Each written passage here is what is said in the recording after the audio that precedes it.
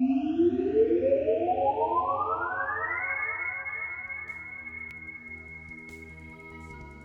again. So, now that we've discussed what we'll be doing, what chaos theory is, and how it applies to world design, we're going to start working on our world for realsies this time, indirectly at least. Before we create a world, we need to know what it's made from. What star it orbits, that kind of stuff. Assuming it orbits a star at all. It could be a rogue planet, a wanderer throughout space forever by its lonesome. Or could it? Note that we'll be focusing upon worlds that are capable of supporting life. So, we'll be looking at all these options from a life-sustainable world. So let's dig right in. Stars. They're not just for the nemesis from Resident Evil anymore. What is a star? Nothing but a miserable pile of... Oh, wait, that's man. Well, stars are made of primarily hydrogen and helium at a temperature hot enough to make all those pesky electrons go flying off. This changes the elements from being a gas into what's known as plasma. The difference is that a plasma always conducts electricity exceptionally well due to the lack of electrons. While bound electrons, it gets kind of weird. Anyway, it holds a charge, even if the original element wouldn't at room temperature, including the noble gases. Note that there is not a single element discovered to date, which is a plasma at room temperature. That stuff has to be hot. And by hot, I mean usually we're talking millions of degrees. At that point, you may as well not bother differentiating between Celsius and Kelvin. Though Fahrenheit does still pose a bit of a difference. Point is, heat is basically just a measurement of how fast something's individual molecules are vibrating. And you have to be vibrating pretty bloody hard to shake off electrons.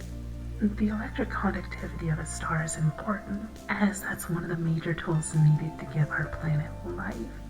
See, you know how, you'll see pictures sometimes of the Earth's a magnetic field, right? How it's like big concentric circles around it. How it shoos away harmful things like gamma rays and other nasty stuff like solar radiation and such. Yeah, now consider that our sun is just a tiny bit bigger than the Earth and is comprised entirely of plasma, which is even better at conducting electricity. Yeah, the sun's magnetic field goes much, much further than that of Terra, and is a heck of a lot stronger. It's why you get solar flares and such, but it's also how the sun acts as a shield for stuff that's so harmful that our tiny little piddly excuse for a magnetic field couldn't hope to contend with. Without a massive, like a truly massive magnetic field like a star's, there's simply not going to be much of a world to support life. Unless you like radiation baths as much as the Hulk, I guess. Given that radiation doesn't work the way it does for the Hulk, though, well, let's just say that those handy things for making life possible, like DNA and RNA chains, gamma rays and such, have enough energy to poke holes in those strands and snap them right in half. Now, put your DNA into a shooting gallery and tear it into tiny pieces. It's not that helpful any longer now, is it? Just all over the floor in tiny pieces. Well, tinier, I suppose, but you get the point. It's pretty much garbage now, so this is why you need a star for your world. No star, no life. So, no rogue planets, unless you have some artificial means of protecting them. If you're doing science fiction, you very well might, but anyway. So, sure, there are such things as rogue planets which have no star, which are just aimlessly wandering the universe, and they may even travel between galaxies. But they simply don't have the capacity to support life without a magnetic field many times stronger than any planet could ever produce. So we won't be talking about these planets for the purposes of world design because they're dead worlds and they're gonna stay this way. The only way that'll change is if you specifically go in and change the properties, and at that point you're gonna need to do personalized research for that anyway. Instead, we're gonna focus on planets that can support life, so that means planets with stars. And not just any stars, mind you. Keep in mind that our star's kinda special. Our sun, whose actual name is Sol, hence the term solar. Actually, let me pause for a moment there. I'll be using the proper names for our solar system throughout this video series. The sun's name is Sol, not the sun. The moon's name is Luna, not the moon. Come on, we're not that bad at naming crap. And the Earth's name is Terra. You should know this stuff, but anyway, I digress. Sol is a G2V star. That doesn't mean much if you don't know a lot about astronomy. So let's see why this is a special type of star. Sol is what's known as a yellow dwarf of the main sequence variety of stars. This is kind of important. If our star were much smaller than it is now, that nice handy electromagnetic field that keeps us safe from harm wouldn't be strong enough to do its job very well. And we'd fry. Which is funny because we wouldn't have nearly as hot of a star either. Sure, we make for lovely bacon if you're into the radioactive kind, but the political crap and all the wars and conflicts that make stories interesting would be rather missing. We could make for a lovely short poem, but not much else. So, smaller is bad. What about bigger? Oh, there are bigger stars out there, alright. There are stars out there that put our sun to shame. Betelgeuse, for example, is one of my favorites. It's a bit over 7 times more massive and a few hundred times larger in size. Yeah, that sounds bad, doesn't it? Right, because our orbit of Betelgeuse's Goldilocks zone, where life can flourish, would still be in range of a heavy dose of radiation, which would still end up killing us anyway. To the point we may as well literally be inside the star. At least in terms of how big the surface of the planet would be. Well, that's not that helpful now, is it?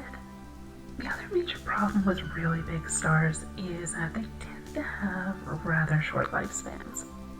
Our sun's about 4.5 billion years old. And the whole evolutionary dealy took about 4 billion once it got started to get us to where we are today.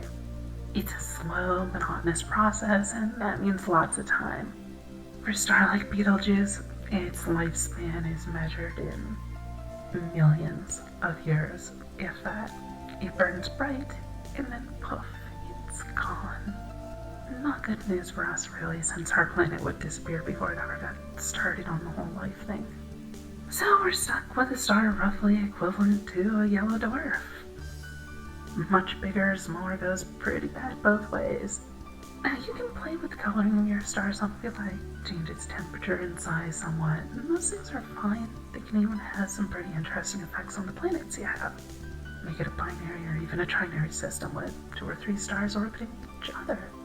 Just note that the 3-body problem hasn't been solved in physics, so trying to predict the orbit is going to suck. As in, you literally won't be able to because it's that bloody complex. We have literal supercomputers dedicated to working on that kind of stuff, and they haven't figured it out yet, kind of deal. As such, once you get into things like 3-star solar system, well, you're already in the realm of fiction because we have no clue how that would work fully. Fortunately, we don't have to know specifically. We just need a general idea that's close enough to make sense.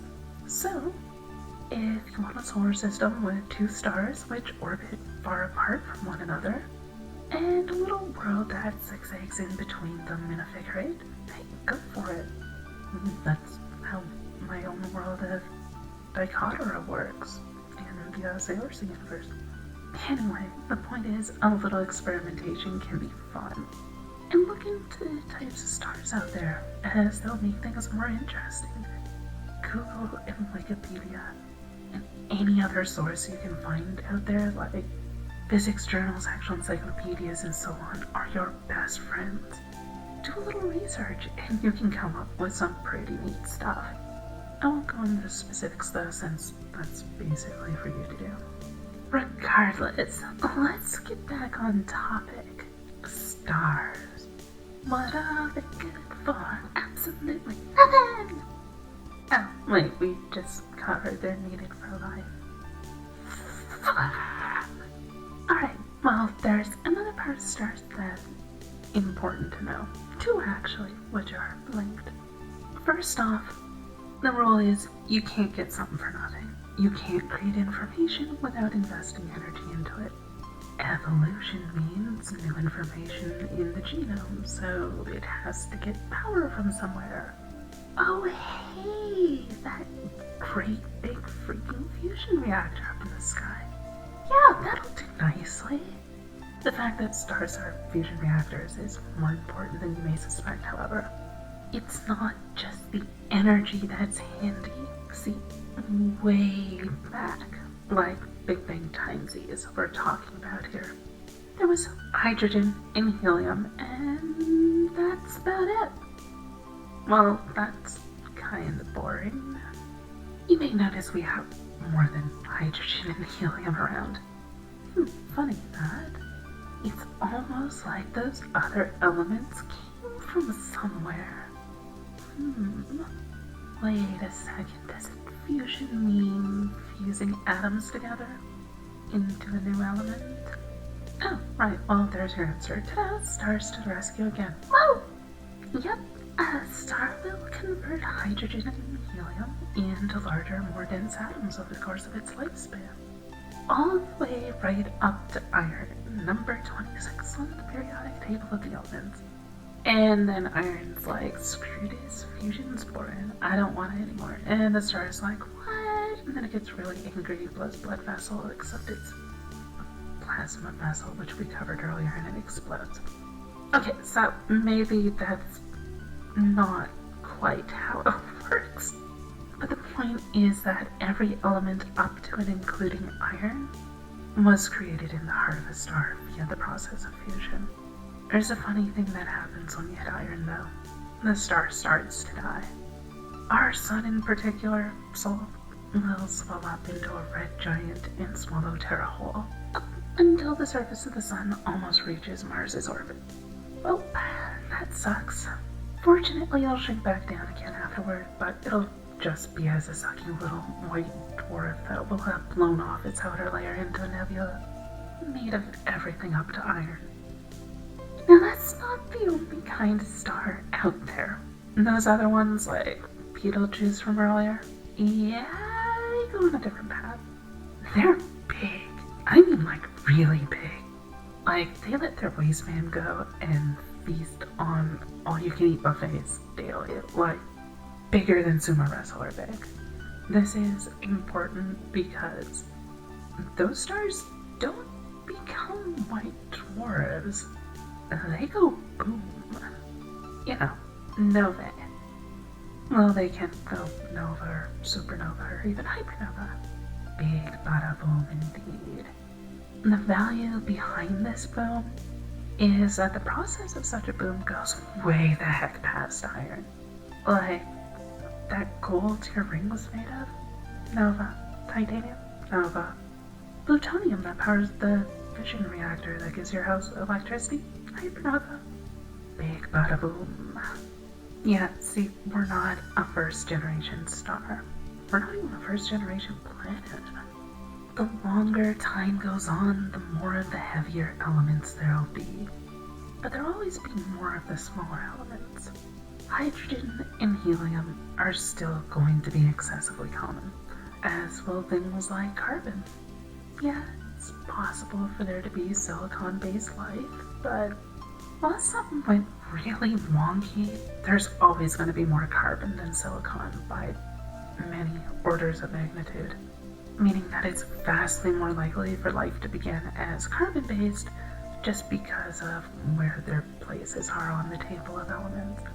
Sorry, sci-fi writers, doomsday breaks. It's But the point is, we're not gonna blunder into some alien civilization that's been around for 10 billion years. There simply weren't any raw materials to make life out of yet. We had to go through a few generations of stars blowing up just to get the bits and pieces needed to make a planet in the first place, much less to create life. So what does that mean? It means we're probably in the first generation of life-giving worlds out there. It also means that you have to get your elements from somewhere. They don't just magically appear out of thin air, even if they're magical. Mithril and orichalcum, where'd they come from? Stars. Stars with mana in there with the hydrogen and helium probably, which implies you're gonna have more than just one or two magical laced elements. You could create an entire periodic table of magical elements if you add magic to the mix. But anyway, there's stuff we'll be getting into in a later episode. For now, I just want you to consider the idea of what would happen if your world wasn't created in the same generation as our current world of Terra. What if it began a few billion years later than now, where there's more gold and titanium in the universe that simply doesn't exist right now? What would your technology look like on a planet where copper is as common as sand in a literal manner? A world where iron's so common, you can get iron in coal deposits that naturally form steel. There's a lot of stuff to think about, but that's just a small pawn in the back of your head until we get to this stuff again. This episode is the first episode where homework will be assigned. If you follow your homework, you'll have a grade A world for your stories to take place in. Note that much of this homework builds upon previous homework, and works better if you do it over time in stages rather than all at once. Don't rush this stuff. Seriously, it'll come out much better if you don't, but don't ignore it for weeks at a time either. It'll hurt your design. Do it a little bit every day. Let yourself sleep on it. Your mind's really good at processing this kind of information while you're asleep. So, anyway, your homework for this class is to create a star, or stars, for your world to orbit. Pick its color, size, that kind of stuff. It's important to know this stuff later on. You don't need exact numbers, just a rough ballpark estimate. Big or little or medium are good enough descriptors for this stage of the game if you don't want to get too technical here. Additionally, your homework also includes deciding upon how late in the history your star and world will be. Will they be modern with a similar makeup of the elements we see today? Or will it be a few generations down the line with much more abundant, heavier elements? There's also the possibility to maybe go a generation sooner where there's fewer, heavier elements. You may not even have radioactive elements on your world. Anyway, think about that as part of your homework. Also, does your world have magical elements, or is it rooted in only those we know?